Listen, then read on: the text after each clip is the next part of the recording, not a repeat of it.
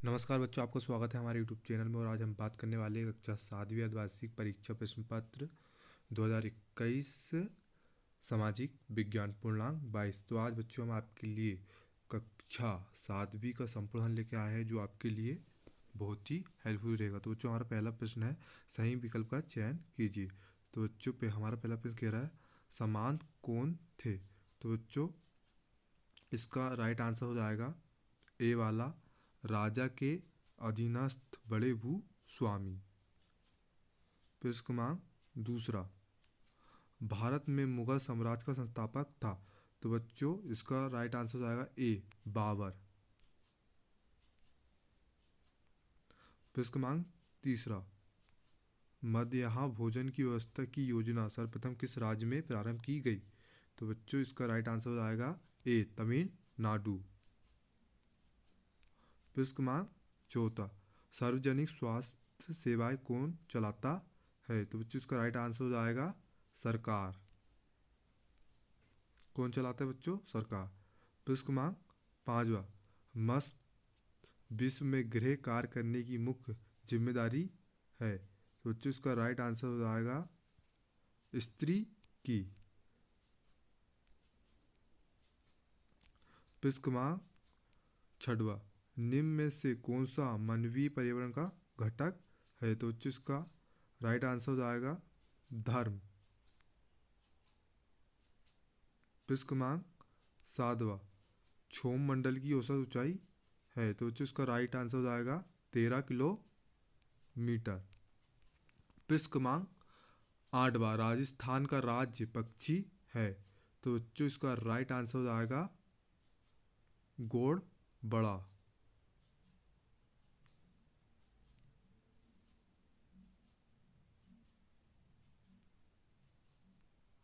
प्रश्न क्रमांक नौवां, चंदेरिया सीसा जस्ता चोदक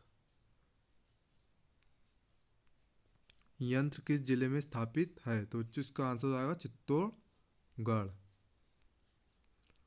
प्रश्न क्रमांक 10वां, जल संरक्षण हेतु सिंचाई की उत्तम विधि है। तो बच्चों इसका राइट आंसर हो जाएगा बूंद बूंद सिंचाई व फव्वारे द्वारा। प्रश्न क्रमांक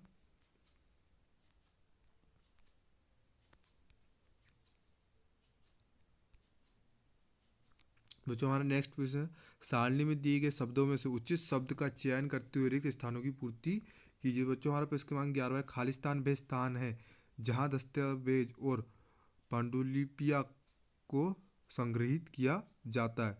तो बच्चों इसका आंसर हो जाएगा अभिलेखागार। प्रश्न क्रमांक 12, खालिस्तान दिल्ली सल्तनत की एकमात्र स्त्री शासक थी। तो स्त्री शासक कौन थी? रजिया सुल्तान। प्रश्न क्रमांक 13, काबुल अकबर के सौतेले भाई खालिस्तान के राज की राजधानी थी। तो इसका आंसर हो जाएगा मिर्जा हाकिम।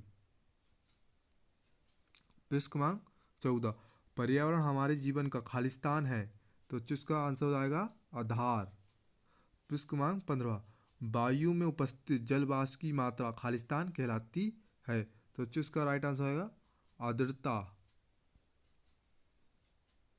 बच्चों अब हमारा नेक्स्ट क्वेश्चन है, सत्य असत्य कथन की पहचान कीजिए। तो बच्चों प्रश्न क्रमांक 16 है, सन 700 के बाद के काल के संबंध में अभिलेख नहीं मिलते हैं। तो बच्चों ये एक असत्य कथन है।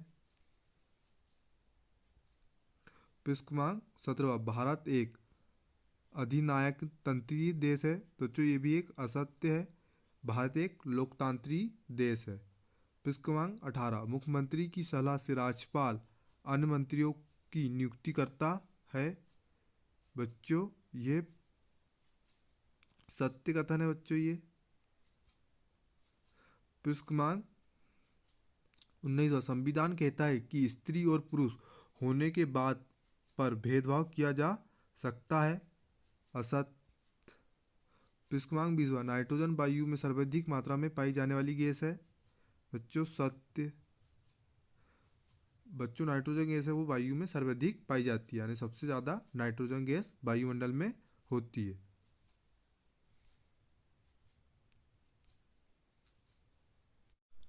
बच्चों हमारे नेक्स्ट प्रश्न है, दिए गए प्रश्नों के आधार पर प्रश्नों को हल कीजिए। तो बच्चों हमारा प्रश्न क्रमांक 21वां है, पांडुलिपि तैयार करने के चरण कौन से हैं? तो बच्चों पहला है कागज तैयार करने वाला, दूसरा है पेज तैयार करने वाला, तीसरा है लिखने वाला, चौथा है पेज साफ करने वाला। प्रश्न क्रमांक 22वां, बीमारियों से बचाव के लिए हमें कौन कौन सी स्वास्थ्य सेवाएं आवश्यक है? तो बच्चों बीमारियों से बचाव के लिए स्वास्थ्य केंद्र, अस्पताल, परीक्षणों के लिए प्रयोगशाला, एम्बुलेंस की सुविधा, ब्लड बैंक इत्यादि सेवाएं आवश्यक है। प्रश्न क्रमांक 23, समाज लड़के और लड़कियों में किस अंतर करता है? तो बच्चों इसका आंसर हो जाएगा, लड़के के जन्म पर खुशी व लड़की के जन्म पर दुख प्रकट किया जाता है। लड़कों को छोटी उम्र में खेलने व पढ़ने की छूट दी जाती है, जबकि लड़कियां को घरेलू कार्य में लगा दिया जाता है। प्रश्न क्रमांक 24वां, मानव निर्मित पर्यावरण के 4 उदाहरण दीजिए। तो बच्चों पहला उदाहरण है फसल उत्पादन, दूसरा है पशुपालन, तीसरा है औद्योगिक कार्य, चौथा है भवन बनाना मकान।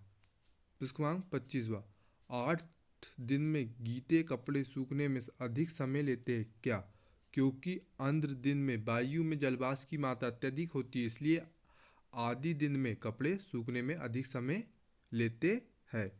प्रश्न क्रमांक 26वां, आयात निर्यात की परिभाषा एवं महत्व को समझाइए। आयात, जब कोई देश किसी दूसरे देश से कोई माल अपने 314 घरेलू बाजार में बेचने के लिए खरीद पाता है तो इस प्रक्रिया को आयात कहते हैं।